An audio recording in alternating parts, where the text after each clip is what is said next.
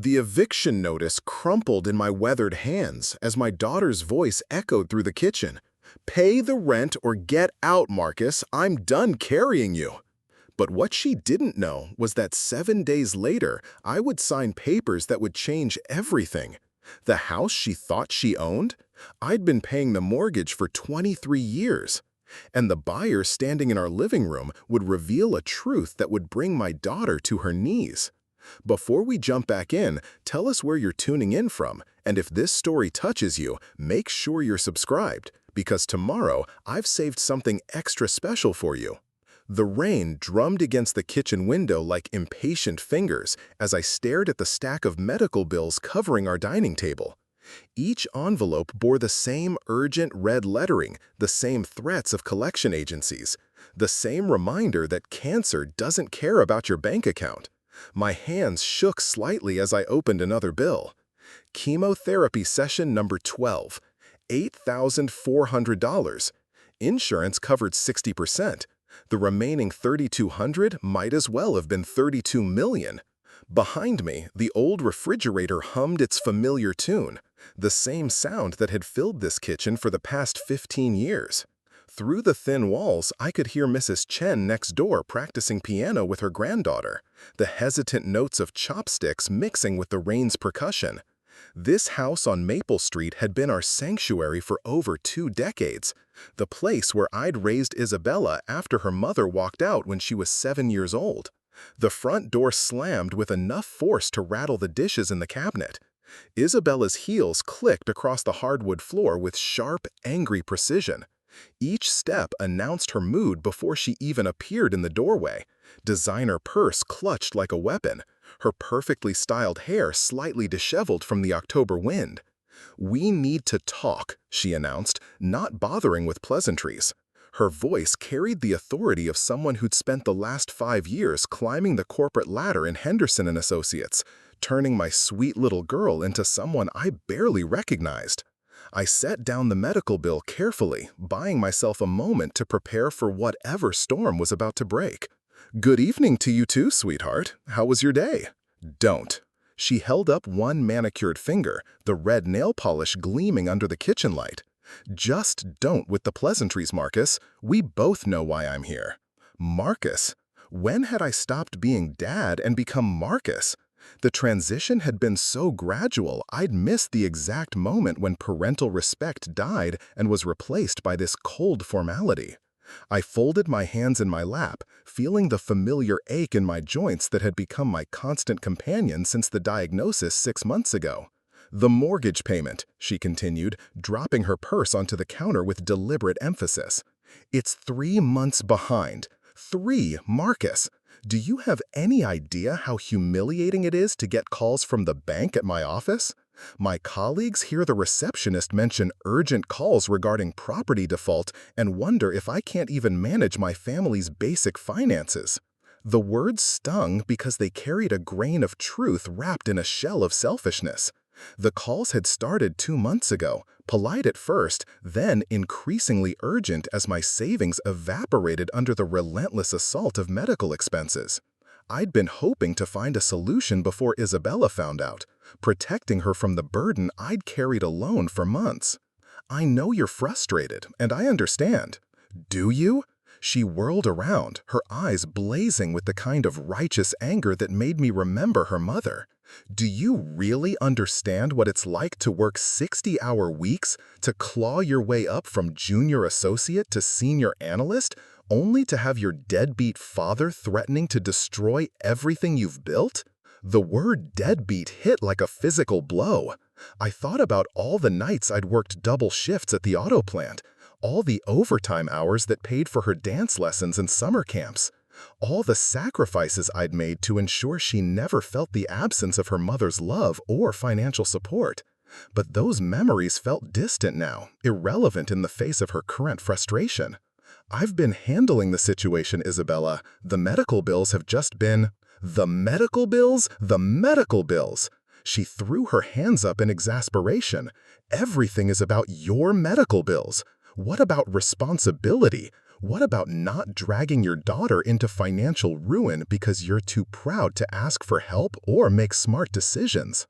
I wanted to tell her about the nights I lay awake calculating expenses, about the meals I'd skipped to stretch the grocery budget, about the second job applications I'd filled out despite doctor's orders to rest. But her anger filled the kitchen like smoke, making it hard to breathe, harder to find words that might bridge the growing chasm between us.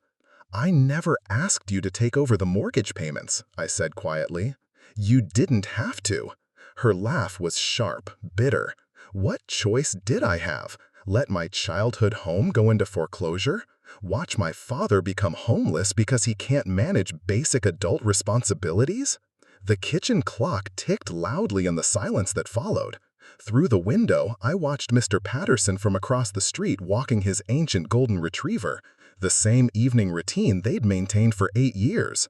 Normal life continuing while mine crumbled in slow motion. I've been making the payments for 6 months, Marcus. 6 months of covering for your inability to handle your own obligations. Do you know what I've had to sacrifice? The vacation to Europe I'd been planning for 2 years. The down payment I'd been saving for my own place. My entire financial future is being held hostage by your problems. Each word was carefully chosen, and they found their targets with surgical precision. I thought about the man I used to be, the one who'd never missed a mortgage payment in 23 years, who'd built a life of modest but stable prosperity through careful planning and honest work. Cancer had stolen more than my health. It had stolen my identity as a provider, as someone my daughter could respect. "I'm working on solutions," I said, hating how weak my voice sounded. "The oncologist says the treatment is going well. I'll be able to return to full-time work in a few months, and then what? You'll magically make up for months of missed income? You'll somehow pay back the thousands in medical debt while also catching up on mortgage payments?" She shook her head, designer earrings catching the light. "You're living in fantasyland." The rain had intensified, drumming harder against the windows, as if nature itself was responding to the tension crackling between us. I remembered other storms we'd weathered together in this kitchen when she was small and frightened by thunder, crawling into my lap for comfort while we waited for the lightning to pass. Now she stood across from me like a stranger, her fear transformed into something cold and cutting. "I have a proposal," she continued, her voice taking on the professional tone she used for client presentations. "You sign the house over to me, officially, legal transfer of ownership. I'll handle the mortgage payments, the property taxes, the maintenance, everything." My heart stopped beating for a moment. The house wasn't just a building, it was the repository of every memory we'd made together. Isabella's first steps in the living room, birthday parties in the backyard, quiet evenings reading stories in her bedroom. It was the tangible proof that I'd been a good father once, that I'd provided stability and love even when her mother couldn't. "Isabella, this house is a financial liability you can no longer afford. I'm offering you a solution that keeps you housed and me from financial ruin. You can live here as my tenant, pay what you can afford in rent, and we both move forward with our lives." Tenant. The words sat between us like a loaded weapon. After 23 years of mortgage payments, after pouring my heart and savings into every improvement, every repair, every moment of maintenance, I would become a renter in my own home. What if I can't make rent some months? The question escaped before I could stop it. Her expression hardened, all traces of familial warmth disappearing behind corporate efficiency. "Then you'll have to make other arrangements. I won't be supporting you indefinitely, Marcus. I have my own life to build, my own future to secure." The finality in her voice echoed through the kitchen. This wasn't a daughter trying to help her struggling father. This was a business transaction with emotional collateral. I looked around at the familiar surroundings, seeing them now through her eyes. Not a home filled with shared memories, but an asset to be managed, a problem to be solved.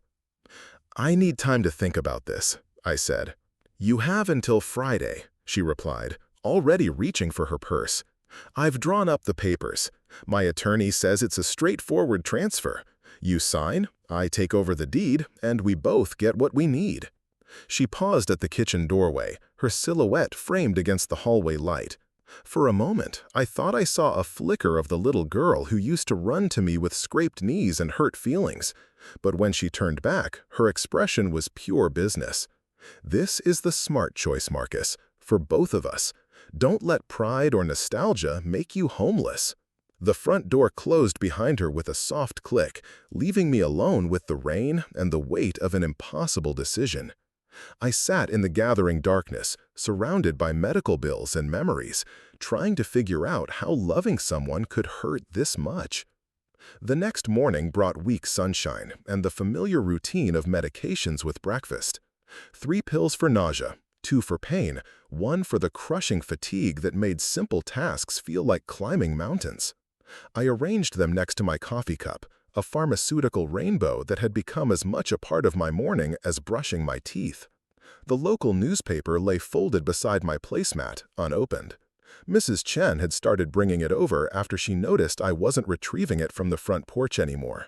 Small kindnesses from neighbors who understood that illness changed everything, even something as simple as walking to the end of the driveway. Isabella's ultimatum echoed in the quiet kitchen. Friday was 3 days away. 3 days to decide whether to surrender the deed to my home or risk losing everything to foreclosure.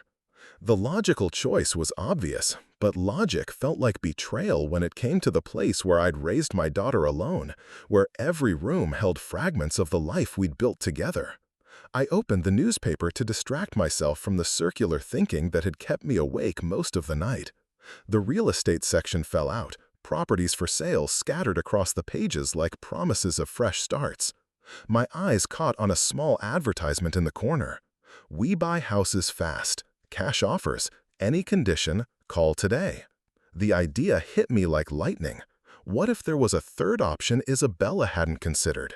What if I could solve both our problems without making myself a tenant in my own home? I found the cordless phone buried under a stack of medical bills and dialed the number before I could talk myself out of it. A cheerful female voice answered on the second ring. "Rapid Real Estate Solutions, this is Jennifer speaking. How can I help you today?" I saw your ad in the paper about buying houses quickly." "Absolutely. We specialize in helping homeowners who need to sell fast. Are you facing foreclosure, job loss, or maybe dealing with an inherited property?" "Medical expenses," I said quietly. "Cancer treatment. The bills are overwhelming." Her voice softened immediately. "I'm so sorry to hear about your diagnosis. We work with families in medical crisis all the time. The financial stress can be almost as difficult as the illness itself. How quickly could you make an offer? We can have someone out to evaluate your property this afternoon if you'd like. We typically make cash offers within 24 hours of the initial walkthrough." My heart raced with possibilities I hadn't dared to imagine. And if I accepted an offer, how long until closing? "Usually 7 to 10 days. We handle all the paperwork, work directly with your mortgage company to handle the payoff, and can even help coordinate moving services if needed." 7 to 10 days. I could have this resolved before Isabella's Friday deadline, before the next round of chemotherapy that would leave me too weak to handle major decisions. It felt like a lifeline thrown to a drowning man. "Could you come by today, around 2 o'clock? "Absolutely. Can I get your name and address?" "Marcus Wellman, 847 Maple Street." "Perfect, Mr. Wellman. I'll have our acquisition specialist, David Chen, meet with you at 2. He's very experienced with medical hardship situations and will walk you through everything." After hanging up, I sat in the kitchen feeling something I hadn't experienced in months: hope. Not the desperate, grasping hope that came with good test results or pain-free days, but the practical hope of a problem with a solution. The morning passed slowly as I straightened the house, not wanting to make a bad impression on the evaluator. I managed to clear the dining table of medical bills, though I left them stacked on the kitchen counter where they couldn't be ignored. If David Chen was experienced with medical hardship situations, he'd understand the reality of my circumstances. At exactly 2 o'clock, a silver sedan pulled into my driveway. A man in his 40s emerged, wearing khakis and a polo shirt instead of the expensive suit I'd expected. He had kind eyes behind wire-rimmed glasses and moved with the unhurried confidence of someone who'd done this many times before. "Mr. Wellman?" He extended his hand as I opened the front door. "I'm David Chen. Thank you for reaching out to us today." Chen, the same last name as my neighbor who'd been bringing my newspaper. His face brightened with surprise. "She's my mother. Small world. She's mentioned you several times, said you're dealing with some health challenges." The coincidence felt like a good omen. If he was Mrs. Chen's son, he understood the neighborhood, understood the kind of community bonds that made this place special. "Please, come in." He stepped into the foyer, his eyes taking in the hardwood floors, the family photos lining the hallway, the careful maintenance that 23 years of homeownership had required. "Beautiful home. How long have you lived here?" "Since Isabella was Cezanne, my daughter. She's 28 now." "My mom mentioned you raised her alone. That couldn't have been easy." The casual acknowledgement of my situation, without pity or judgment, loosened something in my chest. We made it work. This place was good to us. He spent the next hour walking through every room, making notes on his tablet, asking gentle questions about recent updates and repairs. He admired the crown molding I'd installed in the living room, the built-in bookshelves in Isabella's old bedroom, the deck I'd built when she was in high school. "You've taken excellent care of this property," he said as we returned to the kitchen. "The maintenance shows. Everything from the roof to the foundation looks solid." "I always believed in taking care of what's yours." He nodded, understanding the philosophy behind the words.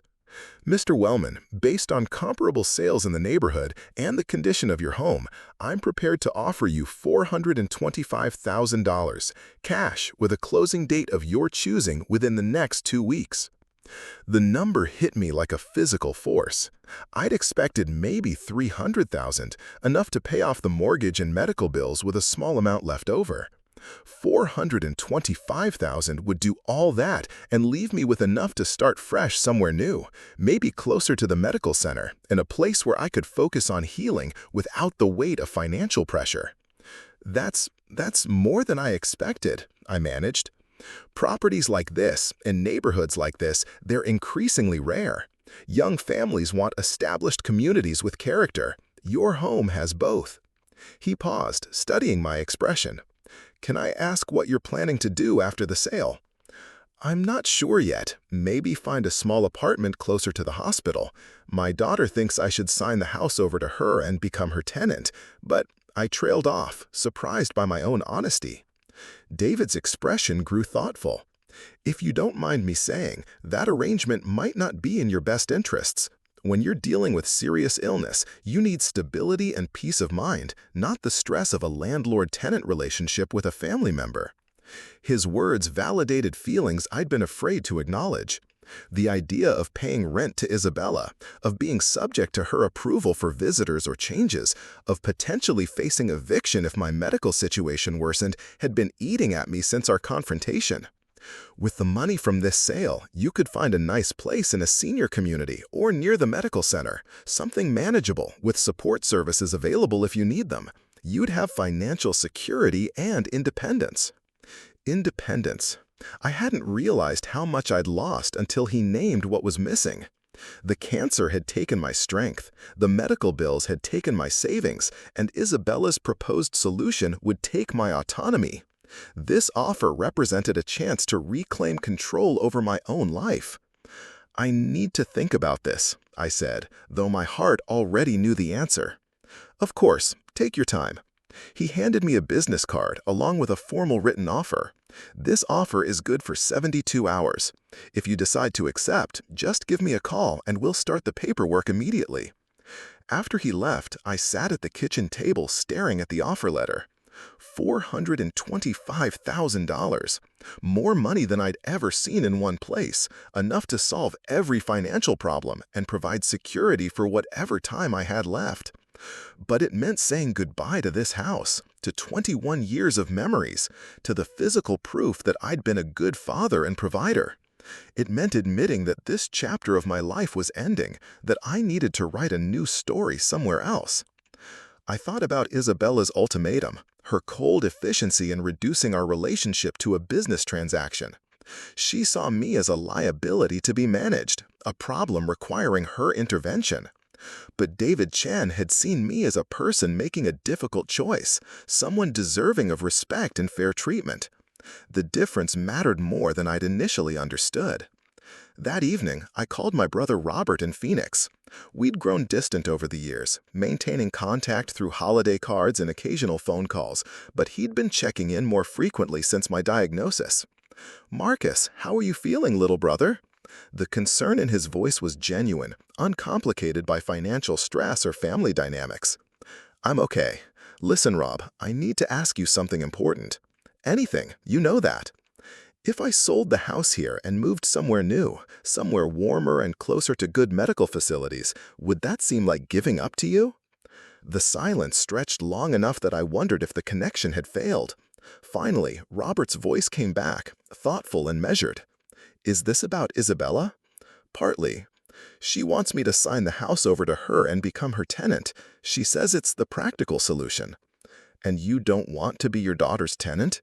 It wasn't a question. Robert understands the complicated pride that comes with being a father, the need to maintain dignity even when everything else is falling apart.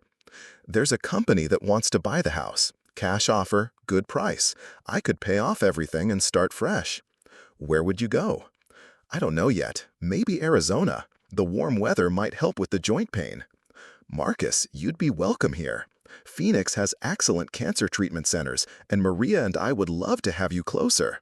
The grandkids barely know their uncle." The invitation opened a door I hadn't known existed. Family without obligation, support without strings attached, a place to heal without the weight of past disappointments. "Think about it," Robert continued. "But honestly, if staying in that house means becoming your daughter's tenant, paying rent to someone who should be taking care of you instead of the other way around, then maybe it's time for a change." We talked for another hour about practical details, about treatment options in Phoenix, about the possibility of new beginnings at 62 years old. When I hung up, the decision felt inevitable rather than difficult. I would accept David Chen's offer. I would sell the house, pay off my debts, and move to Arizona where I could focus on healing instead of financial survival. Isabella could be angry, but she couldn't argue with the logic or the outcome. The next morning, I called Jennifer at Rapid Real Estate Solutions and accepted the offer. The paperwork would begin immediately, with closing scheduled for the following Wednesday. 7 days to organize 23 years of life, to decide what mattered enough to ship across the country and what could be left behind. I spent Wednesday afternoon boxing photo albums and personal items while trying to decide how to tell Isabella about the sale. She expected an answer to her ultimatum by Friday, but I would be signing closing papers that same morning. The timing felt symbolic, like the universe's way of highlighting the difference between her solution and mine. Thursday evening, I called her office. Her assistant said she was in meetings until late, but would return her call in the morning. I left a simple message. "Please come to the house Friday evening. We need to discuss the situation you and I talked about. There's been a development." Friday morning, I sat in the offices of Rapid Real Estate Solutions, signing document after document while David Chen walked me through each page with patient thoroughness. The mortgage payoff, the closing costs, the final accounting that left me with a check for $387,000 after all debts were settled. "The new owners won't take possession until Monday," David explained as we finished. "That gives you the weekend to complete your packing and arrangements." "Actually, I won't need that long. I'm flying to Arizona on Sunday." He smiled, the satisfaction of someone who'd helped solve a problem rather than just completed a transaction. New beginning? Long overdue. That evening, I sat in the empty living room surrounded by packed boxes and waited for Isabella. The house felt different already, like it was preparing itself for new occupants, new memories. The afternoon light streaming through the windows seemed brighter somehow, as if it approved of the decision I'd made. Her car pulled into the driveway at exactly 6 o'clock. Through the front window, I watched her gather her purse and a manila folder that probably contained the transfer papers she'd prepared. Her movements were brisk, efficient, the stride of someone confident about the outcome of this meeting. She knocked instead of using her key, a small acknowledgement that our relationship had shifted since her ultimatum. When I opened the door, she brushed past me with barely a greeting, already talking as she entered the living room. "I hope you've thought seriously about my proposal, Marcus, because I've had the legal documents reviewed and—" She stopped mid-sentence, her eyes taking in the packed boxes, the empty walls where family photos had hung, the general state of organized dissolution. "What is this?" Her voice rose an octave. "Are you moving?" In a manner of speaking, yes. She set down her purse and folder with deliberate precision, her attorney-trained mind processing the scene before her. "Where exactly are you planning to go? Because if you think some kind of dramatic gesture will make me change my mind about the financial realities we're facing, you're mistaken. I'm moving to Arizona, Phoenix specifically. My brother has invited me to stay with his family while I look for a place of my own." Arizona? She repeated the word like I'd announced plans to move to Mars. "And how exactly do you plan to afford this cross-country relocation? The mortgage is still 3 months behind, the medical bills are still accumulating, and last time I checked, you didn't have a trust fund hidden somewhere." I reached into my shirt pocket and pulled out the cashier's check, holding it where she could see the amount clearly. Her eyes widened as she processed the numbers, then narrowed as the implications became clear. "Where did this come from?" Her voice was flat, dangerous. "I sold the house." The words landed like a bomb in the quiet living room. Isabella stood frozen for a moment, then sank into the one remaining chair, her face cycling through confusion, disbelief, and finally fury. "You did what?" "I accepted a cash offer from a real estate investment company. $425,000. We closed this morning." She stared at the check, then at me, then back at the check. "That's impossible. You can't sell a house in a week. There are inspections, appraisals, mortgage approvals." "Cash buyers don't need mortgage approvals, and investors who specialize in quick sales can move very fast when they want to." The manila folder in her lap seemed to mock her now, filled with papers designed to make me her tenant, to solve her problem by creating new ones for me.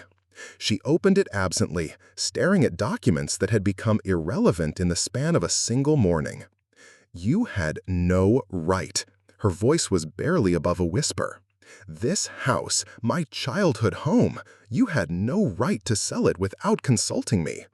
"I had every right. My name is on the deed. I've been making the mortgage payments for 23 years. But the money I've been paying, the 6 months of mortgage payments I covered, will be reimbursed in full." I pulled out my checkbook and began writing. 6 months at $1,800 per month, $11,400. I tore out the check and handed it to her, but she didn't take it. Instead, she sat holding her folder of useless papers, looking around the empty room like she was seeing it for the first time. "I don't understand. If you could sell the house for this much money, why didn't you do it months ago? Why let me think I was saving you from financial ruin?" The question cut to the heart of everything that had gone wrong between us. Because I thought this was our home, yours and mine. I thought those memories mattered to you the way they mattered to me. "They do matter." The words exploded out of her. "This is where I grew up, where Mom used to read me stories before she left, where you taught me to ride a bike in the backyard. Of course these memories matter." "Then why were you so eager to turn me into your tenant? Why was your first solution to take ownership and make me pay rent?" She opened her mouth to respond, then closed it again, the legal arguments she'd prepared crumbling under the weight of emotional truth. "I was trying to help," she finally said, but the words sounded hollow even to her. "You were trying to control a situation that scared you. I understand that, Isabella. Change is frightening, especially when it involves someone you love getting sick. Don't." She stood up abruptly, pacing to the window. "Don't make this about love when you just sold my childhood home without even telling me you were considering it." "Your childhood home that you wanted to own while I paid rent to live here?" The accusation hung between us like a bridge neither wanted to cross. Outside, Mr. Patterson walked his dog past our house, the same evening ritual that had marked time in this neighborhood for years. Soon, someone else would watch that daily parade from this window. Someone else would become part of the community rhythm I was leaving behind. I need to know something, Isabella said without turning around. When did you stop thinking of me as your daughter and start thinking of me as your landlord? The question surprised me with its vulnerability. For a moment, I saw past her corporate armor to the frightened woman underneath. Someone trying to solve an impossible problem with the tools she knew best. When you stopped calling me Dad and started calling me Marcus. She turned from the window, tears threatening at the corners of her eyes. When did I start doing that? I'm not sure. Gradually, over the past year or so.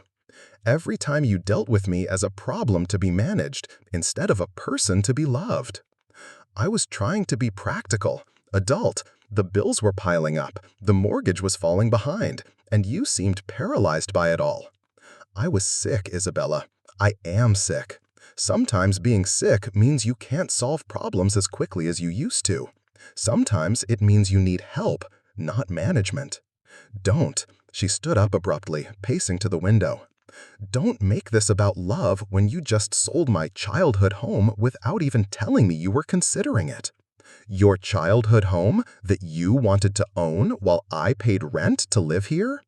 The accusation hung between us like a bridge neither wanted to cross. Outside, Mr. Patterson walked his dog past our house, the same evening ritual that had marked time in this neighborhood for years. Soon, someone else would watch that daily parade from this window. Someone else would become part of the community rhythm I was leaving behind. I need to know something, Isabella said without turning around. When did you stop thinking of me as your daughter and start thinking of me as your landlord? The question surprised me with its vulnerability. For a moment, I saw past her corporate armor to the frightened woman underneath. Someone trying to solve an impossible problem with the tools she knew best. When you stopped calling me Dad and started calling me Marcus. She turned from the window, tears threatening at the corners of her eyes. When did I start doing that? I'm not sure. Gradually, over the past year or so. Every time you dealt with me as a problem to be managed instead of a person to be loved. I was trying to be practical, adult. The bills were piling up, the mortgage was falling behind, and you seemed paralyzed by it all. I was sick, Isabella. I am sick. Sometimes being sick means you can't solve problems as quickly as you used to. Sometimes it means you need help, not management. Preparing and narrating this story took us a lot of time, so if you are enjoying it, subscribe to our channel. It means a lot to us. Now, back to the story. She sank back into the chair, the fight gone out of her. I don't know how to help someone with cancer. I don't know how to be a daughter to a father who's supposed to be the strong one. You help by being present, by offering support instead of solutions, by remembering that I'm still your father, even when I can't fix everything. The room grew quiet, except for the sound of Mrs. Chen practicing piano next door, the same halting melody her granddaughter had been working on earlier. Simple music from simple moments, the kind that made up a life in ways that grand gestures never could. "Where will you live in Arizona?" Isabella asked finally. "With Robert and Maria at first. Then I'll find a small place near the medical center. Nothing fancy, just clean and manageable." "And your treatment?" "Phoenix has excellent oncology facilities. My doctors here have already arranged for my records to be transferred." She nodded, processing the reality of my departure. "When do you leave?" "Sunday morning. Robert's flying in tomorrow to help with the last of the packing and drive with me to the airport." "Sunday? That's 2 days away." "Yes." The finality of it seemed to hit her all at once. In 2 days, I would be gone from her life in any meaningful daily way. The father who had raised her, who had been a constant presence for 28 years, would become someone she saw on holidays and special occasions. "I'm sorry," she said quietly. "I'm sorry I made you feel like a burden instead of helping you feel supported. I know you were trying to help in your own way." "No, I wasn't." The admission came with fresh tears. I was trying to control the situation because watching you be sick and scared terrified me. It was easier to make it about money and logistics than to face the fact that my father might die. The raw honesty of her words broke something open in my chest. This was the daughter I remembered, the one who used to crawl into my bed during thunderstorms, who trusted me to make the scary things go away. Isabella, I'm not dying anytime soon. The treatments are working. The move to Arizona is about healing, not giving up. Promise me. I promise I'm going to fight this with everything I have. And I promise that selling the house doesn't mean I'm disappearing from your life. She wiped her eyes with the back of her hand, smearing her carefully applied makeup. Can I help you pack? Tomorrow, I mean. I'd like to help you pack. I'd like that very much. Saturday morning brought the kind of autumn sunshine that made dying leaves look like stained glass. Isabella arrived at 9 o'clock wearing jeans and an old college sweatshirt instead of her usual business attire, her hair pulled back in a ponytail that made her look like the teenager who used to help me with weekend projects. We worked together in comfortable silence, wrapping dishes in newspaper, folding clothes into boxes, deciding what was precious enough to ship across the country and what could be donated to the local charity thrift store. She found photo albums I'd forgotten about, spent long minutes studying pictures of herself at various ages, me looking younger and healthier in every shot. "You were a good father," she said, holding up a photo of her high school graduation. "I never thanked you properly for that." "You don't need to thank me. Being your father was the best job I ever had." We packed her childhood bedroom last, filling boxes with stuffed animals and books, school projects, and art supplies. She discovered a journal from her freshman year of college, spent 20 minutes reading entries while I wrapped her track and field trophies in bubble wrap. "Listen to this," she said, reading from the journal. "Dad called today to check on my classes. He worries too much, but it's nice to know someone cares whether I'm eating enough vegetables and getting enough sleep. I hope when I'm older, I can take care of someone the way he takes care of me." She looked up from the journal with fresh tears in her eyes. "I forgot I wrote that. You were 18. You had your whole life ahead of you." "I still do, but I want it to include taking better care of my father." That evening, Robert arrived from Phoenix, his rental car loaded with empty boxes and packing materials.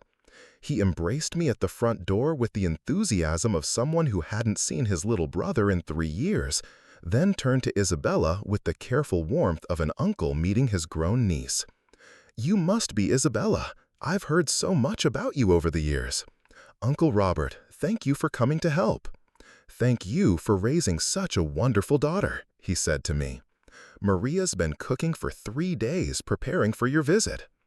We spent the evening in the empty living room, eating pizza from paper plates and sharing stories. Robert told Isabella about her cousins, about the warm weather and the retirement communities where I might want to live. Isabella asked questions about Phoenix, about the medical facilities, about how often I might visit Chicago. "As often as you want me to," I said. "Distance doesn't mean disappearance."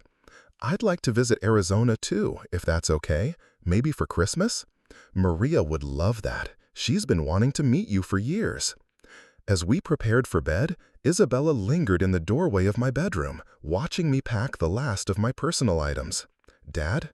The word came naturally, like she'd never stopped using it. "Yes, sweetheart. I love you.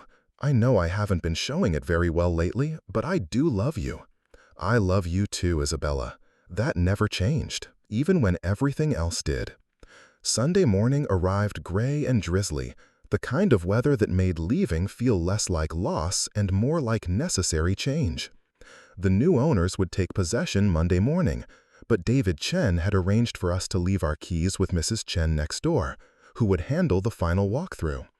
Isabella drove us to the airport, the back seat loaded with my final 2 suitcases and a carry-on bag filled with medications. Robert sat in the passenger seat navigating while she maneuvered through Chicago traffic, the 3 of us making small talk about flight times and connecting flights. At the departure gate, she handed me a wrapped package. "Don't open it until you get to Phoenix." The package was book-sized, wrapped in brown paper with my name written in her careful script. "Something to remember home by," she said, her voice thick with emotion. "I have 40 years of memories. I won't forget." "I know, but this is something different." We hugged goodbye at the security checkpoint, a long embrace that tried to compress 28 years of love into a single moment. She smelled like the expensive perfume she'd started wearing since her promotion, but underneath that was something familiar, something that reminded me of bedtime stories and scraped knees. "Take care of yourself, Dad. Call me when you land." "I will. And Isabella, take care of yourself too. Don't let work become everything." She nodded, tears streaming freely now. "I love you. I love you too, sweetheart. Always." Robert and I made our way through security, both of us quiet as we processed the morning's emotions. The flight to Phoenix was smooth, filled with his gentle questions about my treatment plan and my hopes for life in Arizona. He had his wife's gift for making difficult conversations feel natural, for addressing practical concerns without making them feel overwhelming. "Maria's prepared the guest room," he said as we descended into Phoenix's sprawling desert landscape. "But there's no pressure to stay with us long term. We just want you to have time to find the right place for your next chapter." I appreciate that more than you know. The Arizona heat hit us like a wall as we stepped off the plane. But it was a dry heat that seemed to ease the joint pain that had become constant in Chicago's dampness. Maria was waiting at baggage claim, a woman I'd only known through Christmas cards and phone calls, but who embraced me like a long-lost brother. "Marcus, finally! Robert's been talking about getting you out here for years." Their home in Scottsdale was everything I'd hoped for. Single-story, manageable, surrounded by desert landscaping that required no maintenance. The guest room was decorated in soft blues and whites, with a view of the mountains that seemed to stretch forever under the endless Arizona sky. That evening, I unwrapped Isabella's gift while Maria prepared dinner and Robert helped their teenage grandchildren with homework. Inside the brown paper was a photo album I'd never seen before, filled with pictures Isabella had collected over the years. Photos from school events I'd attended alone, birthday parties where I was the only parent present, graduation ceremonies where she'd searched the crowd for my face. The inscription on the first page made me understand why she'd chosen this particular gift. "For the father who was always there, even when I forgot to notice. Thank you for loving me enough to let me find my own way home." Below that, in smaller writing, "I'm sorry it took me so long to remember that home isn't a place you own. It's the people who love you unconditionally." I sat in the guest room reading through the album, each page a reminder of moments I'd thought were ordinary, but which Isabella had recognized as extraordinary. The quiet consistency of showing up, of being present, of choosing love over convenience year after year. The last page held a check for $50,000, made out to me with a note attached. "For all the rent you'll never have to pay to anyone ever again. Love, your daughter." The next morning brought brilliant sunshine and the beginning of my new life in Arizona. Maria drove me to the oncology center at Mayo Clinic for my first appointment, navigating the desert streets with the confidence of someone who'd lived here for decades. "The doctors here are wonderful," she said as we pulled into the medical complex parking lot. "Robert's been coming here for his heart condition for 3 years. They treat the whole person, not just the diagnosis." Dr. Sarah Martinez was everything Maria had promised, thorough, compassionate, and optimistic about my treatment plan. She reviewed my records from Chicago, asked detailed questions about my symptoms and responses to chemotherapy, and outlined a modified treatment schedule that would be less aggressive but potentially more effective. "The desert climate should help with the joint pain and fatigue," she explained. "Many of our patients find that the consistent sunshine and low humidity make a significant difference in how they feel day to day." Over the following weeks, I settled into a routine that felt like healing. Morning walks through Robert and Maria's neighborhood, watching the desert come alive with the sunrise. Afternoons spent exploring Scottsdale, finding coffee shops and bookstores and parks where I could sit in the sunshine and remember what it felt like to be healthy. Isabella called every few days, our conversations gradually returning to the easy rhythm we'd shared before illness and financial stress complicated everything. She told me about work, about friends, about the small apartment she'd rented near her office now that she wasn't covering my mortgage payments. "I donated most of the furniture from Maple Street to charity," she said during one call, "but I kept Mom's rocking chair and that dining table you refinished when I was in high school. They're in storage until I find a bigger place. I'm glad you kept those pieces. They have good memories attached." The new owners sent me pictures of what they've done with the house. They have 2 little kids, and they turned your workshop into a playroom. There are toys everywhere and finger paintings on the refrigerator. That sounds perfect. Houses should be full of children and laughter. I drove by last weekend. It looks happy, if that makes sense. It made perfect sense. Houses, like people, reflected the energy of those who inhabited them. The young family would fill those rooms with new memories, new traditions, new stories that would layer over hours without erasing them. By November, I'd found my own place, a small condo in a retirement community 20 minutes from the medical center. 2 bedrooms, a patio overlooking the desert, a community center with activities I could participate in or ignore depending on how I felt each day. "It's perfect," Isabella said during our video call as I gave her the virtual tour. "It looks like you, if that makes sense. How does a place look like me? Simple, comfortable, peaceful. Like everything has its place and its purpose." I'd been thinking the same thing as I unpacked my few possessions, arranging them in spaces that felt right rather than spaces that had been determined by 20 years of accumulated stuff.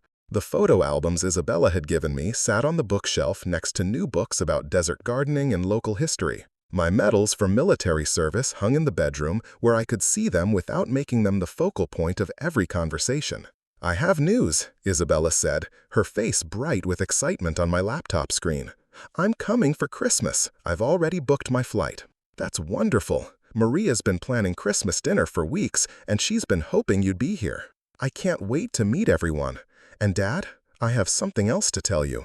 Her tone suggested important news, the kind that changes the trajectory of conversations and relationships. "What is it, sweetheart?" "I've been seeing someone. His name is David, and he's nothing like the men I usually date." "What makes him different?" "He's a teacher. Elementary school, 4th grade. He drives a 10-year-old Honda and lives in a 1-bedroom apartment, and he volunteers at the animal shelter on weekends." I could hear the happiness in her voice, but also something else. Relief. Relief at finding someone who valued the same things she'd grown up valuing. Someone who wouldn't judge her for having a father who was a mechanic, or for growing up in a working-class neighborhood. "He sounds wonderful. I look forward to meeting him. He wants to meet you too. He said any man who raised a daughter like me must be someone worth knowing." I like him already. December in the Arizona desert was like nothing I'd experienced in Chicago.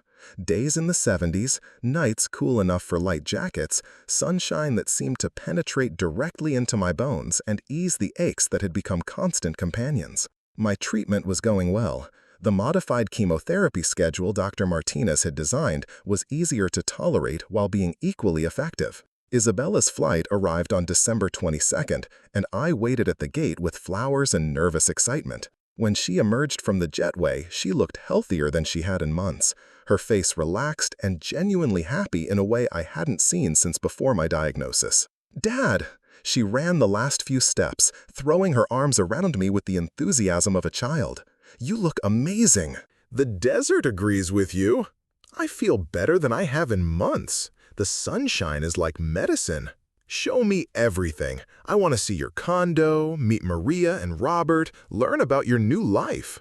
We spent the week between Christmas and New Year's exploring my new world together. She met my neighbors, elderly couples who welcomed her with the warmth that desert communities seem to specialize in. She accompanied me to a follow-up appointment with Dr. Martinez, asking the detailed questions I'd been too overwhelmed to think of during my first months of treatment. "Your father's responding beautifully to the modified protocol," Dr. Martinez told her. "His energy levels are improving, his blood work is excellent, and the desert climate has made a significant difference in his overall quality of life." So the move was the right choice? Absolutely. Sometimes healing requires more than medical treatment. Sometimes it requires a complete change of environment and perspective. On New Year's Eve, we sat on my patio watching the sun set over the mountains, the desert sky painting itself in shades of orange and purple that seemed impossible in their intensity. "I need to apologize again," Isabella said, breaking the comfortable silence between us. "You've already apologized, multiple times. We've moved past that." "No, I need to apologize for something specific. When I told you to pay rent or get out, I wasn't thinking about you as my father. I was thinking about you as a problem I needed to solve." "I know. But that's not an excuse. You were sick, you were scared about money and treatment, and instead of offering comfort and support, I made everything worse by turning our relationship into a business transaction." The desert evening was quiet around us, broken only by the distant sound of neighbors celebrating the approaching new year. Somewhere in the community center, a party was beginning, but we were content to mark the moment with honesty and reflection. "The thing is," Isabella continued, "I learned something from watching how you handled the house sale, how you made the decision to move here, how you've built this new life." "What did you learn?" "That strength isn't about controlling every variable or managing every risk. Sometimes strength is about letting go of what you can't control and focusing on what you can." It took me 62 years and a cancer diagnosis to learn that lesson myself. I'm 28. Maybe I can learn it faster. "Tell me about David," I said, changing the subject to something that made her face light up with joy. "He's patient. That's the first thing I noticed about him. He has 30 kids in his classroom, and he talks about each one like they're his own. He knows their stories, their struggles, their dreams." "How did you meet?" "At a volunteer event for literacy programs. My company was sponsoring it, and I was there taking photos for the corporate newsletter. He was reading to a group of kids who were behind grade level, making voices for all the characters, getting them excited about books." "Sounds like he has his priorities straight." "He does. And when I told him about our situation, about the house and the medical bills and my ultimatum, he said something that changed how I saw everything." "What did he say?" "He said, 'Your father raised you to be independent and strong, but that doesn't mean he needs to face illness and financial stress alone. Sometimes the strongest thing you can do is ask for help, and sometimes the most loving thing you can do is offer support without conditions.'" The wisdom of her boyfriend's words settled over our conversation like desert evening air, comfortable and clarifying. This David understood family dynamics, understood the difference between helping and controlling. "I'd like to meet this young man. He's flying out for a long weekend next month. He wants to see where I grew up, meet the father I've been telling him about. I'll be honored to meet him." As January turned into February, I established routines that felt sustainable and healing. Morning walks through the desert preserve near my condo, watching the landscape wake up with the sunrise. Afternoons spent reading on my patio or volunteering at the community center, helping other residents with technology problems and home repairs. The chemotherapy sessions became manageable events rather than ordeals. Dr. Martinez's modified protocol meant fewer side effects, and the treatments themselves were scheduled around my energy levels rather than a rigid calendar.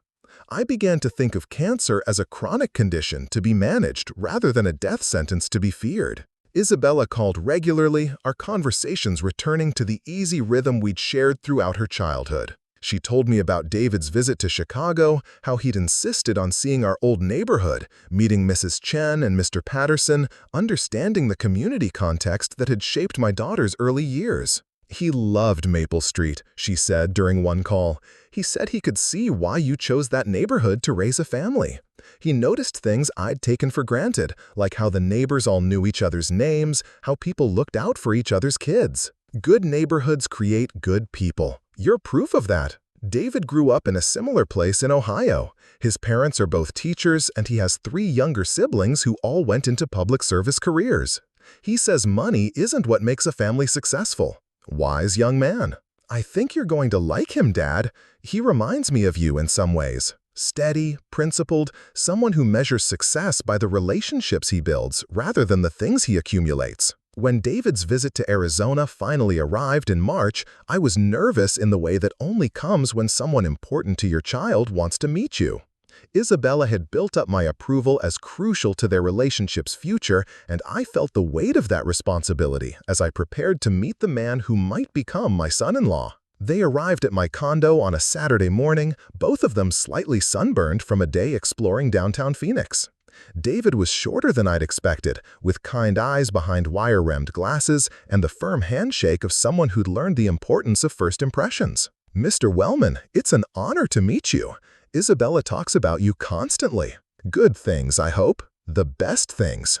She's very proud of the father who raised her." We spent the morning on my patio, drinking coffee and talking about teaching, about the challenges of working with children from difficult backgrounds, about the rewards of seeing young people discover their potential. "Isabella tells me you're interested in education policy," I said. "I'd like to run for school board eventually, maybe the state legislature after that. There's so much that needs to change about how we fund and support public education." "That's a worthy ambition. Isabella's lucky to have found someone who wants to serve others. I'm the lucky one. She's brilliant and ambitious, but she's also kind and grounded. That's a rare combination." I watched them together throughout the weekend, noting the easy affection between them, the way they supported each other's interests without trying to change or control them. David encouraged Isabella's career ambitions while also helping her remember the values she'd grown up with. She celebrated his passion for teaching while bringing practical business skills to his political aspirations. "They're good together," Maria observed as we watched them explore the desert botanical garden on Sunday afternoon. "They complement each other without competing. He's nothing like the men she used to date. Thank goodness for that." Those corporate climbers never saw her as a person, just as an accessory to their success. David sees her the way her father sees her, as someone worth loving for who she is rather than what she can provide. On their last evening in Arizona, Isabella and I sat on my patio while David helped Robert with a computer problem inside the house. The desert sunset was particularly spectacular that night, painting the sky in colors that seemed designed to remind viewers of life's essential beauty. "Are you happy, sweetheart?" "Happier than I've been in years. David makes me want to be the person you raised me to be." "You've always been that person. You just lost track of it for a while. When I was pushing you to sign over the house, treating you like a tenant in your own home, I wasn't being the daughter you taught me to be." We were both scared and handling it badly. Fear makes people do things they regret later.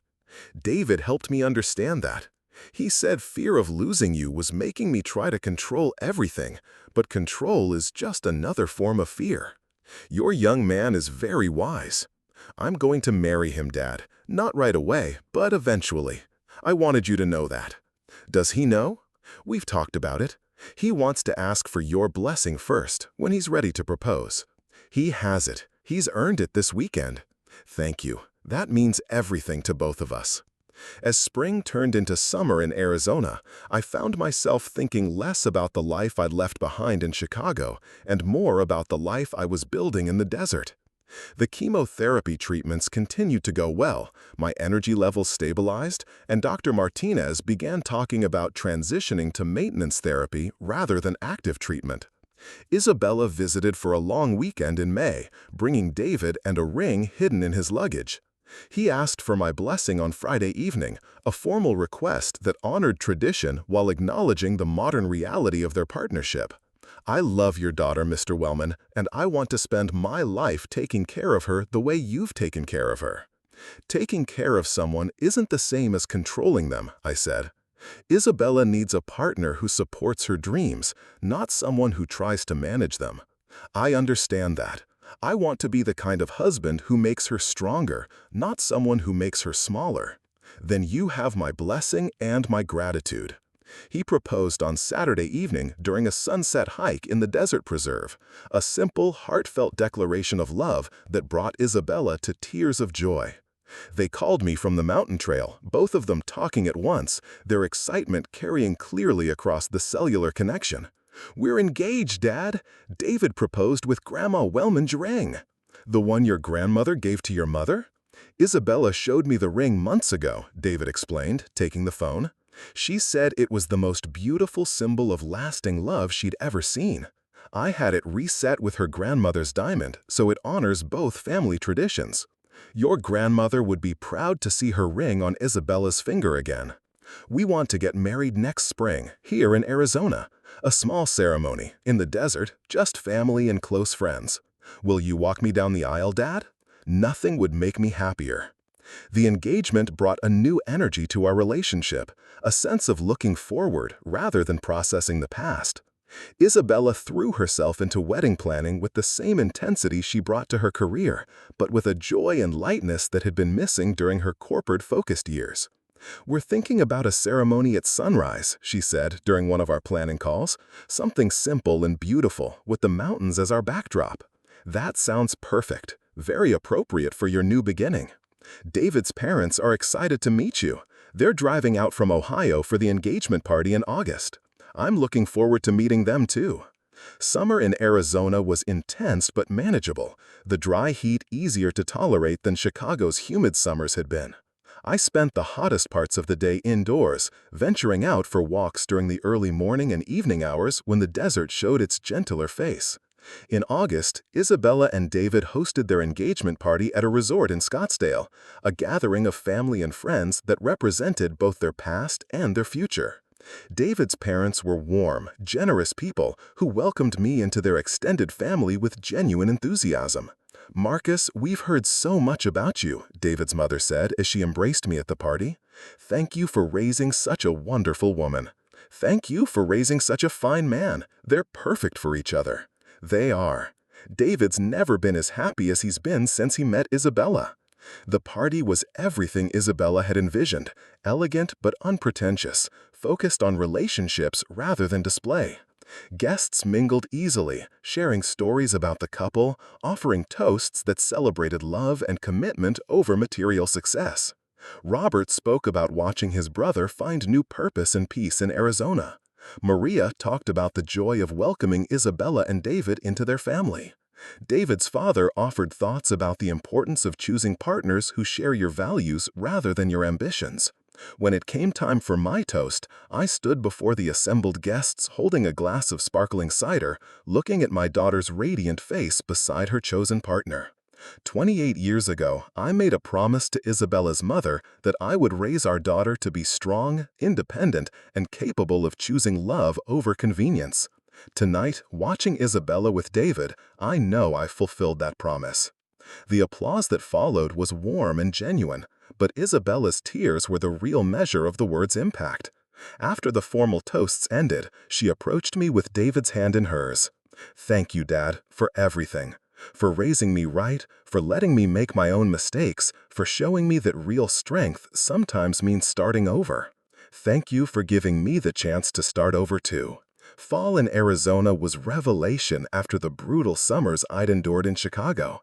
October brought temperatures in the 80s during the day, 50s at night, and a quality of light that seemed to clarify everything it touched. My health continued to improve, my treatment schedule reduced to monthly maintenance visits that felt more like social calls than medical appointments.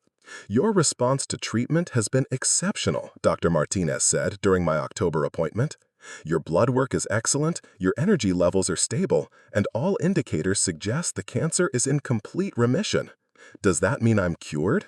It means we're managing your condition successfully.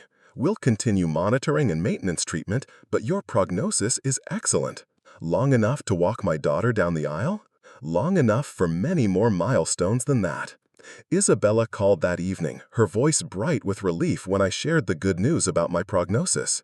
"I knew the move to Arizona was the right choice. You sound stronger every time we talk." "I feel stronger. The desert suits me in ways I never expected." "David and I have been talking about something and we wanted to run it by you." "What's that?" "We're thinking about moving to Arizona after the wedding. David's been looking at teaching jobs in Phoenix, and there are several interior design firms here that have expressed interest in my portfolio." The possibility of having my daughter living nearby felt like an unexpected gift, but I wanted to be sure they were making the decision for the right reasons. "That's wonderful news, but I hope you're not doing it just to be close to me." "We're doing it because Arizona feels like home when we visit." David loves the outdoor recreation opportunities. I love the year-round sunshine, and we both love the pace of life here. Plus, David's voice joined the conversation from their speakerphone. The public schools here are improving rapidly, and there are real opportunities to make a difference in education policy. And, Isabella added, we'd like our future children to know their grandfather.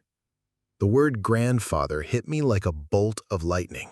In all my planning for survival and recovery, I hadn't allowed myself to imagine a future that included grandchildren, legacy, the continuation of family traditions into another generation.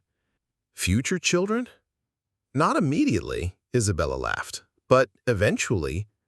David and I both want kids, and we want them to grow up knowing both sides of their family. I'd like that very much. November brought the kind of weather that made desert living feel like perpetual vacation. Temperatures in the 70s, clear skies that stretched forever, evenings cool enough for sitting outside with a book and a cup of coffee. I'd established friendships in the community, joined a book club that met weekly at the library, and volunteered as a tutor for adults learning English. Isabella and David flew out for Thanksgiving, spending a long weekend with Robert and Maria's extended family, helping me understand how seamlessly I had been absorbed into their household rhythms. The conversation around the dinner table moved easily between family updates, political discussions, and good-natured arguments about football. This feels like the family gatherings I remember from childhood, Isabella told me as we cleaned up after dinner. Lots of people, lots of laughter, everyone included in the conversation. Robert and Maria have been incredibly generous about making me feel at home here. You are at home here. I can see it in how relaxed you are, how comfortable you seem in your own skin. Illness has a way of clarifying what really matters. Health, family, simple pleasures. Everything else is just noise. David and I submitted applications to move here. His references from Chicago are excellent, and I've had 3 interviews with design firms in Phoenix. How do you feel about leaving Chicago? Ready. More than ready. Chicago holds a lot of memories, but they're not all good ones. The years of working 60-hour weeks, trying to climb a corporate ladder that led nowhere I actually wanted to go. And now? Now, I want to build something different. A career that matters. A marriage based on partnership rather than competition. A life that includes time for family and community. That sounds like the daughter I raised. It took me a while to remember her, but she was always there. December brought Isabella's final visit before the wedding, a week-long stay that allowed us to finalize ceremony details and spend concentrated time together. She'd accepted a position with a sustainable design firm in Phoenix, starting in February. David had been offered a 4th-grade teaching position at a highly rated elementary school in Scottsdale, beginning with the new school year. "We found a house," she announced on her first evening in Arizona. "A small place in Tempe, about 20 minutes from your condo." "Tell me about it." Built in the 1960s, completely renovated by the previous owners, 2 bedrooms, 1 bathroom, a kitchen that looks out on a courtyard garden, very different from Maple Street, but it feels like home. What makes it feel like home? The scale, maybe? It's small enough that we won't be tempted to fill it with things we don't need, and the neighborhood reminds me of where I grew up. Older residents, young families, people who know each other's names. Sounds perfect for starting a marriage? We think so. And Dab, there's something else. We'd like you to officiate the ceremony. The request caught me completely off guard.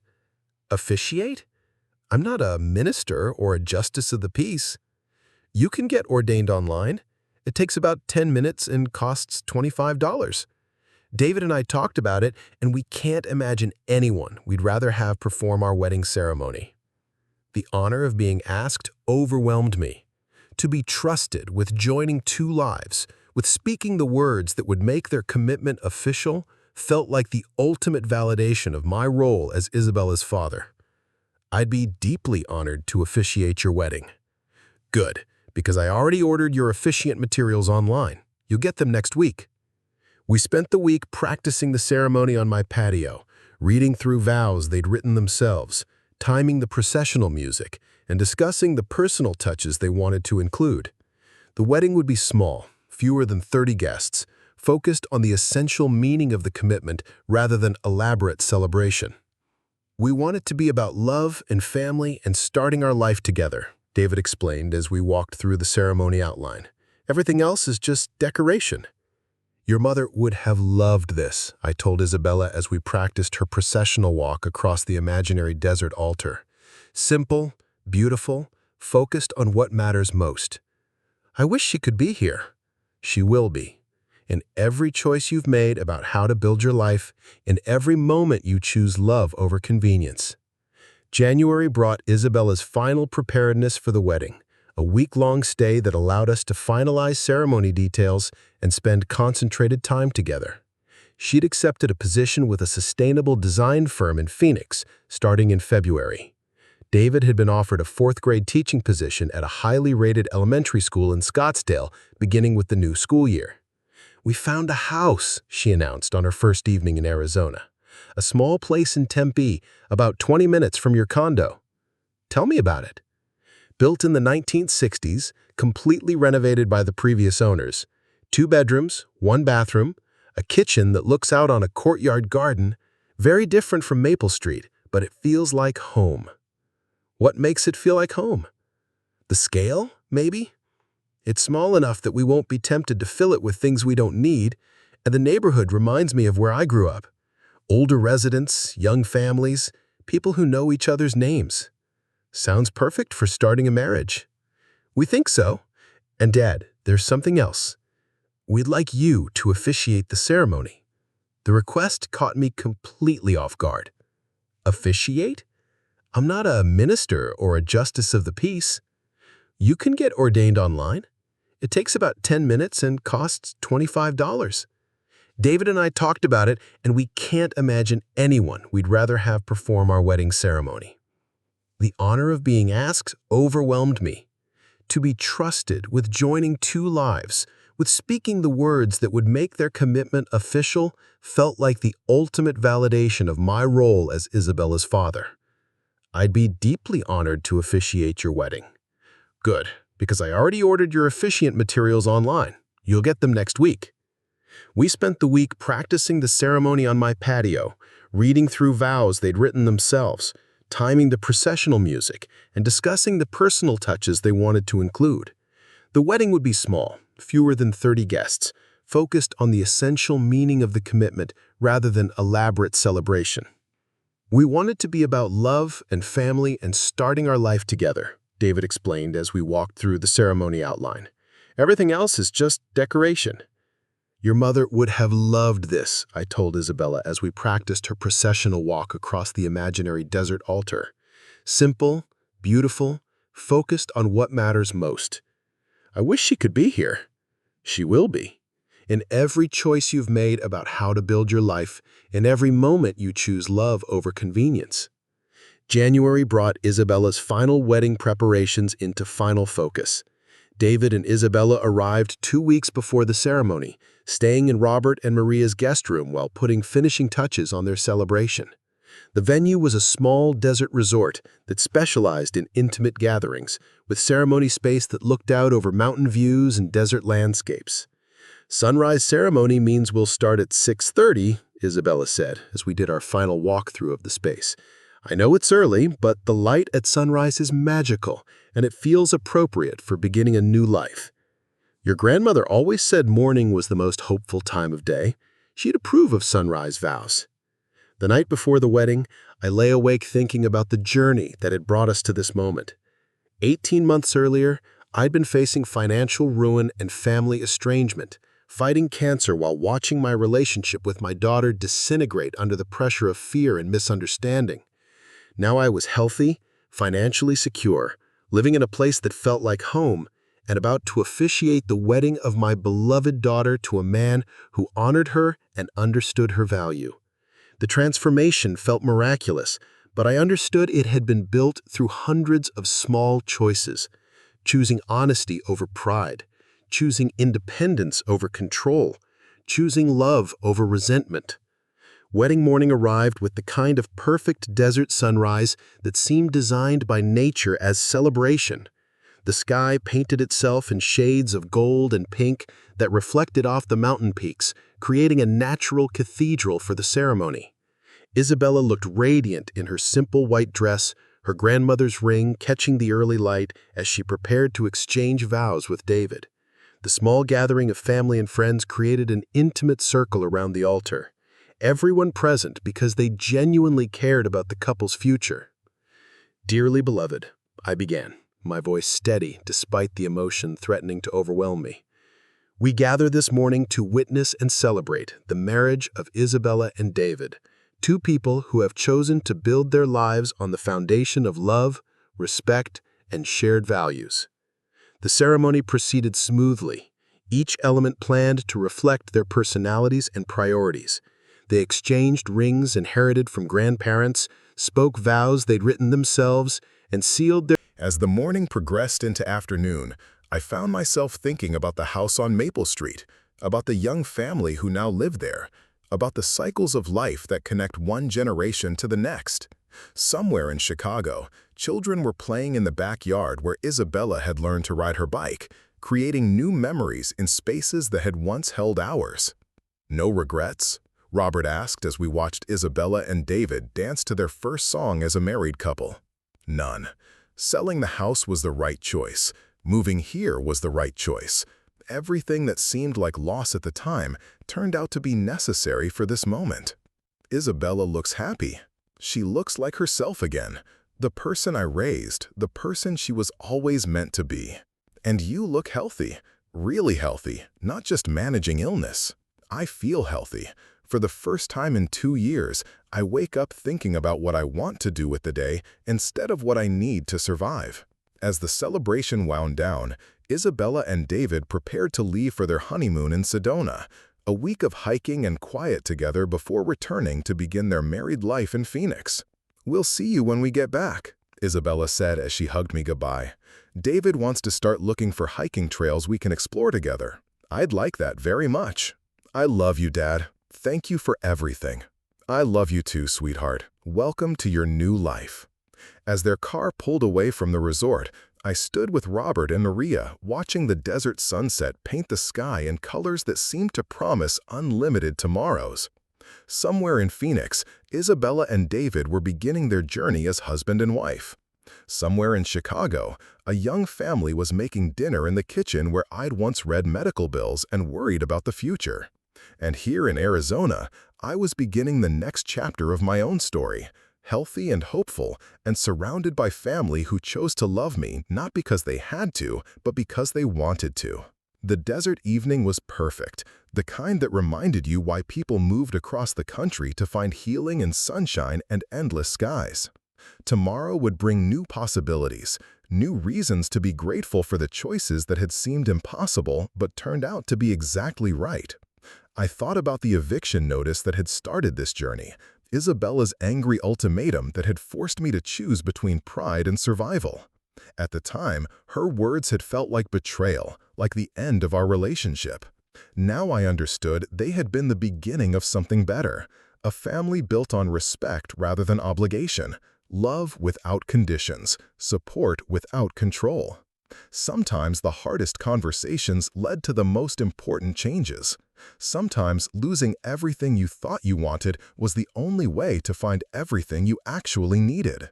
2 years later, I stood in my kitchen preparing breakfast when the phone rang.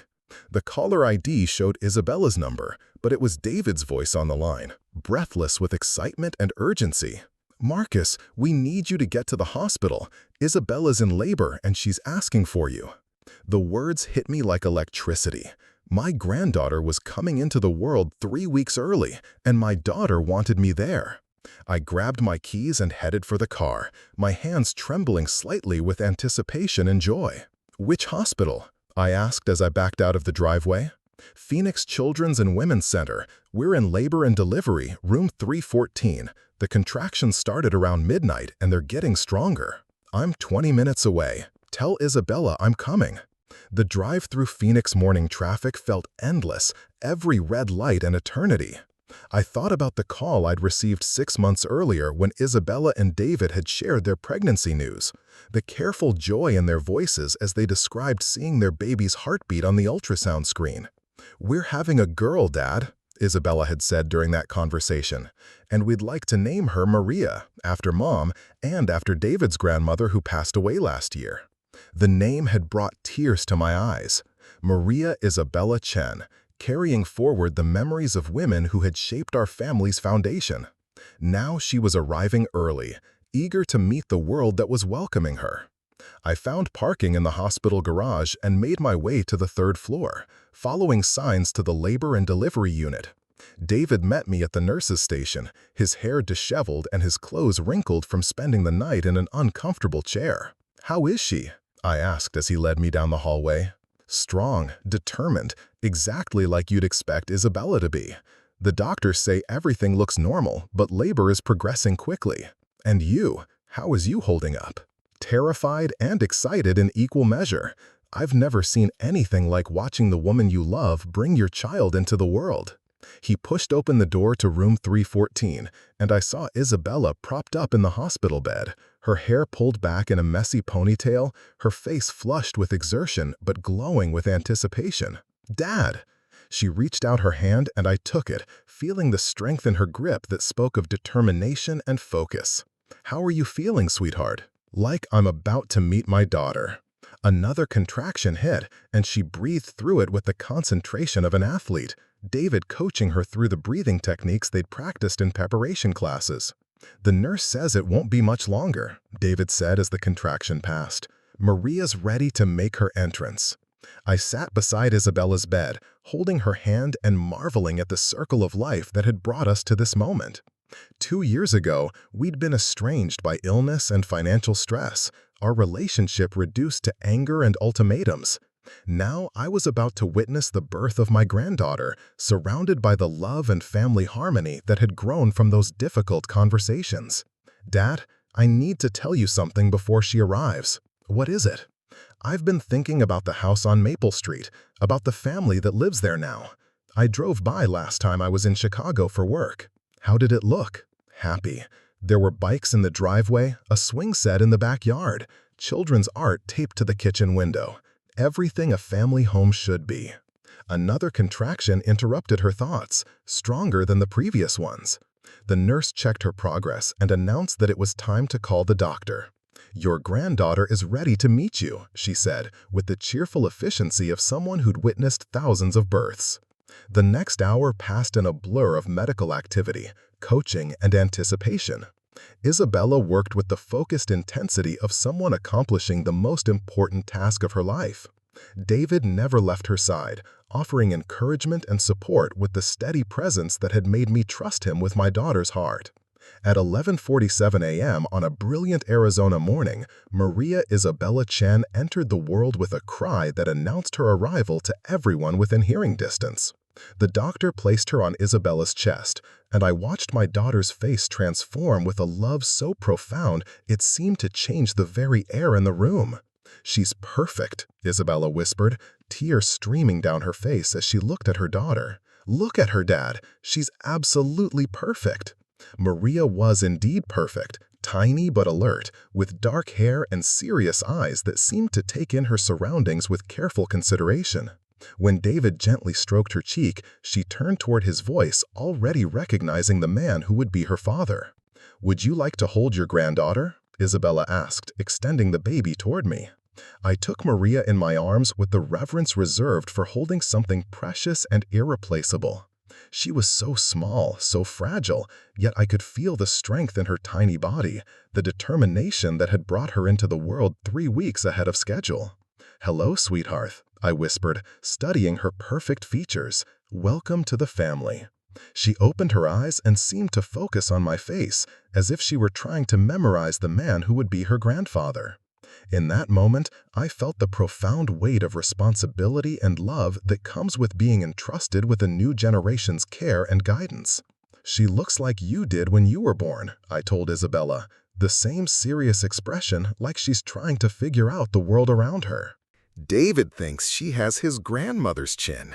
She has the chin of a determined woman, that's for certain. The nurse returned to complete the standard procedures, weighing and measuring Maria while explaining care instructions to Isabella and David. 7 pounds, 2 ounces, 19 inches long. All measurements indicating a healthy baby who would grow strong under her parents' devoted attention. "Visiting hours are flexible for grandparents," the nurse said as she completed her documentation. "You're welcome to stay as long as you'd like." I spent the afternoon in the hospital room, watching Isabella and David learn the rhythms of caring for their daughter, marveling at how naturally they adapted to parenthood's demands. Isabella nursed Maria with the patience of someone who understood that feeding a newborn was as much about bonding as nutrition. David changed diapers with the careful attention he brought to everything important in his life. "Have you thought about what kind of grandfather you want to be?" David asked as we watched Isabella sleep with Maria resting peacefully on her chest. "The kind who shows up," I said without hesitation. "The kind who's present for the important moments and available for the ordinary ones." Isabella's been worried about that, about asking too much of you while you're still managing your health. "My health is stable, and being a grandfather gives me new reasons to stay healthy. There's nothing I want more than to watch Maria grow up." "Good, because we're going to need all the help we can get. Neither of us knows what we're doing yet." Nobody knows what they're doing when they become parents. You figure it out as you go, and you hope love covers the mistakes you'll inevitably make. Did you make mistakes raising Isabella? Plenty of them, but I never made the mistake of not loving her completely, and that seemed to compensate for most of the rest. That evening, I drove home to my condo, thinking about the day's miracle and the responsibilities that came with it. Maria would need grandparents who were present and engaged, who could offer wisdom without interference, who could provide stability and unconditional love as she navigated the challenges of growing up. I thought about my own grandparents, the lessons they'd taught me about resilience and character, the stories they'd shared about overcoming hardship through determination and family support. Now it was my turn to be the repository of family history, the bridge between past and future for a little girl who would need to understand where she came from to know where she was going. The next morning, I returned to the hospital with coffee for David and flowers for Isabella, finding them both exhausted but glowing with new parent joy. Maria was awake and alert, studying the world around her with the intense focus that seemed to be her natural state. "She was up most of the night," Isabella said as I settled into the visitor's chair. "Not crying, just looking around, trying to take everything in." "Sounds like she inherited your curiosity and David's methodical approach to new situations. She studies everything before she reacts to it." "Smart girl. The world requires careful observation." We spent the morning talking about practical arrangements. Isabella would take 12 weeks of maternity leave, then return to work part-time while Maria attended a daycare center near David's school. David had arranged for a substitute teacher to cover his classes for the remainder of the week, giving them time to adjust to their new family dynamic. "We were hoping you might be willing to help with babysitting occasionally," Isabella said carefully. "Not regularly scheduled care, but maybe date nights or when we have work obligations that conflict." "I would be honored to take care of my granddaughter whenever you need me." "Are you sure? We don't want to impose on your retirement or your health routine." "Isabella, caring for Maria won't be an imposition. It will be one of the greatest privileges of my life." The relief on both their faces told me how much they'd been worrying about asking for help, about balancing independence with the practical reality of raising a child while both working demanding careers. "There is one thing we'd like to discuss with you," David said, his tone suggesting something more significant than babysitting arrangements. "What's that?" "We'd like you to be Maria's godfather, officially. If something happened to both of us, we want you to be the person legally responsible for raising her." The request knocked the breath from my lungs. To be trusted with their daughter's future, to be chosen as the person who would guide her through life if they couldn't, represented the ultimate expression of faith in my character and capabilities. "That's a tremendous responsibility." "It's also a tremendous honor," Isabella said. "You're the only person we trust completely with something this important." "Of course I'll accept. Nothing would make me prouder." We spent the afternoon completing the legal paperwork that would make me Maria's official guardian in case of emergency, a precaution none of us expected to need, but which provided peace of mind for new parents facing the uncertainties of raising a child. "The lawyer said we should also update our wills and life insurance," David said as we finished signing documents. "Becoming parents changes everything about how you think about the future." "It does. Suddenly, every decision has to consider how it will affect someone who depends on you completely." "Is that scary or reassuring?" Both. Scary because the responsibility is enormous, reassuring because it gives your life purpose beyond your own needs and wants. Isabella nodded, understanding dawning in her eyes. That's what you felt when Mom died and you were suddenly raising me alone. Exactly. Terrifying and motivating in equal measure. Did you ever regret it, having your life completely changed by circumstances beyond your control? I looked at Maria, sleeping peacefully in her mother's arms, then at Isabella's face as she waited for my answer. How do you explain to someone that the hardest thing you've ever done was also the most rewarding? Never, not once. Raising you was the most important work I've ever done, and watching you become the woman you are today has been the greatest privilege of my life. Even during the difficult years, when I was treating you badly, making demands instead of offering support? Even then, because I knew the real Isabella was still there, just buried under fear and stress. Today proved I was right to believe in you. 3 days later, Isabella and David brought Maria home to their small house in Tempe, beginning the adventure of parenthood in earnest. I helped them set up the nursery David had been frantically painting during his labor, assembling the crib and changing table while they learned the complexities of newborn care. "This is harder than they make it look in movies," David said, as he struggled to change Maria's diaper while she waved her arms and legs in protest. Everything about parenting is harder than movies make it look, but it's also more rewarding than anyone can explain. How did single parents like you manage it? One day at a time, with a lot of help from neighbors and friends and the knowledge that someone was counting on you to figure it out. I established a routine of visiting twice a week, bringing groceries and helping with household tasks that were difficult to manage while caring for a newborn. Isabella and David were devoted parents, but exhausted ones, grateful for any assistance that allowed them to focus on Maria's needs. "You don't have to keep bringing groceries," Isabella protested during one visit. "We can manage our own shopping." "I know you can, but managing and enjoying are different things. Let me handle the practical stuff so you can enjoy these early weeks with Maria. Are you sure this isn't too much for you?" "Isabella, I'm 64 years old and healthier than I've been in years. Taking care of my family gives me energy, not the opposite." As Maria grew from newborn to infant, I watched Isabella and David settle into the rhythms of parenthood with the same determination they'd brought to their careers and relationship. They were thoughtful, attentive parents who approached child-rearing as a partnership, supporting each other through sleepless nights and developmental milestones. "She smiled at me today," Isabella announced, her face glowing with pride. "A real smile, not just gas. She looked right at me and smiled." The first smile is magical. It's when they stop being adorable strangers and become your child. Did I smile early? 6 weeks, almost to the day. You were very serious as a baby, studying everything carefully before you decided how to respond. Like Maria does now. Exactly like Maria does now. By the time Maria was 3 months old, she had established herself as the center of our family's universe. Isabella had returned to work part-time. David was back to full-time teaching, and I had become the regular babysitter for date nights and work emergencies. "Are you sure you don't mind watching her tonight?" Isabella asked as she prepared to leave Maria with me for their first dinner out since her birth. "Mind? I've been looking forward to an entire evening with my granddaughter. She's been fussy lately, teething, the pediatrician thinks. We'll figure it out together. Go enjoy your dinner."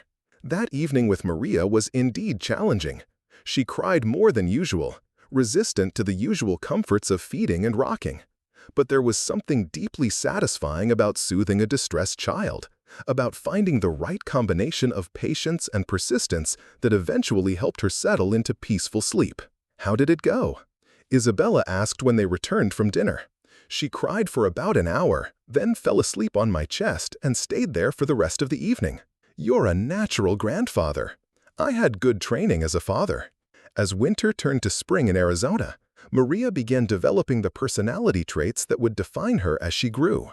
She was curious but cautious, studying new faces and situations carefully before deciding how to respond.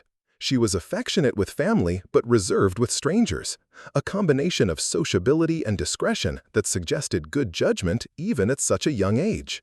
"She definitely knows who her people are," David observed as we watched Maria light up when Isabella walked into the room after work. Smart babies learn to distinguish between family and everyone else pretty early. Did Isabella do that?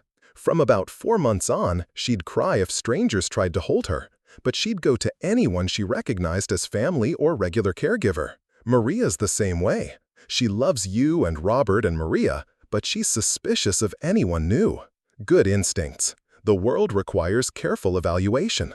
By Maria's first birthday, the family dynamics had settled into comfortable routines that worked for everyone involved. Isabella had negotiated a flexible work arrangement that allowed her to work from home 2 days a week. David had been promoted to grade-level coordinator, giving him more influence over curriculum and teaching methods. And I had become the grandfather I'd always wanted to be, present, supportive, and completely devoted to my granddaughter's well-being. I can't believe she's walking already, Isabella marveled as we watched Maria take unsteady steps across the living room. She's been cruising along furniture for weeks. Walking was inevitable. Everything happens so fast. Sometimes I feel like I'm going to miss something important. You won't miss the things that matter. Children have a way of making sure their parents are present for the moments that count. Maria's first birthday party was a small gathering of family and close friends, held in Isabella and David's backyard under the Arizona sunshine that had become the backdrop for all our family celebrations. Robert and his wife came, along with David's parents who had flown in from Ohio, and several neighbors who had become part of Maria's extended support network. "Speech from the grandfather," someone called out as we gathered around Maria's high chair for the cake ceremony. I stood with Maria on my hip, looking around at the faces of people who had chosen to love this child, who had committed themselves to supporting her growth and development. A year ago, Maria surprised us all by arriving 3 weeks early, announcing herself with the kind of determination that's become her trademark. Since then, she's taught us that love multiplies rather than divides, that families can be built through choice as well as blood, and that the best gifts often come wrapped in the smallest packages. The applause that followed was warm and genuine, but Maria's attention was focused entirely on the birthday cake with its single flickering candle. She reached for the flame with the fearless curiosity that had characterized her first year of life. "Careful, sweetheart," Isabella said, guiding Maria's hand away from the candle. "Hot, hot," Maria repeated, her first clear word beyond mama and dada. "She's going to be talking in sentences before we know it," David said as we helped Maria blow out her candle. "And asking for the car keys shortly after that," I added, thinking about how quickly Isabella had grown from baby to independent young woman. "Don't rush her," Isabella protested. "I want to enjoy every stage. Each stage has its own rewards. The key is being present for all of them." As Maria's second year began, I found myself thinking often about the journey that had brought us to this point of family happiness. The financial crisis that had seemed catastrophic at the time had forced decisions that ultimately led to healing and growth. The move to Arizona that had felt like loss had become the foundation for a new kind of life. "Do you ever think about what would have happened if you'd accepted my ultimatum about the house?" Isabella asked during one of our regular coffee dates while Maria napped in her stroller. "Sometimes, but not with regret." "What do you think would have happened?" "I think we would have ended up resenting each other. You would have felt burdened by supporting me, and I would have felt diminished by becoming your tenant. And now? Now we're family by choice as well as blood. We support each other because we want to, not because we have to. I'm glad you had the courage to choose independence over security. I'm glad you had the wisdom to let me make that choice, even when it wasn't what you wanted." Maria stirred in her stroller, waking from her nap with the alert expression that characterized her approach to the world. At 18 months old, she was walking confidently, speaking in short sentences, and displaying the determined personality that suggested she would navigate life's challenges with the same resilience that had carried our family through its most difficult period. "Grandpa," she said, reaching her arms toward me with complete confidence that I would lift her from the stroller and carry her wherever she wanted to go. "Yes, sweetheart, Grandpa's here." As I lifted Maria into my arms, feeling her small body relax against my chest with complete trust, I thought about the promise I'd made to her mother 2 decades earlier, that I would always be there for the people I loved, that family meant showing up regardless of circumstances, Looking at Isabella's happy face across the coffee shop table, watching her enjoy the life she'd built with David, holding my granddaughter who carried forward the best of all our family traditions, I knew I'd kept that promise in ways I'd never expected. The afternoon sun streamed through the coffee shop windows, illuminating 3 generations of a family that had learned to choose love over fear, independence over control, and hope over resignation. Maria pointed toward the door, ready for whatever adventure waited outside, secure in the knowledge that her family would be there to support her journey wherever it led. "Home?" she asked, using the word that had come to mean not a place, but the people who loved her unconditionally. "Yes, sweetheart," I said, standing together our things. "Let's go home." As we walked toward the parking lot, Isabella pushing the empty stroller while I carried Maria, I realized that home had never been about the house on Maple Street or the condo in Scottsdale or any physical location. Home had always been about the choice to show up for each other, to support without controlling, to love without conditions. And in that understanding, surrounded by the desert sunshine that had become our family's natural habitat, I knew that we had finally learned what home actually meant. Up next, you've got 2 more standout stories right on your screen. If this one hit the mark, you won't want to pass these up. Just click and check them out.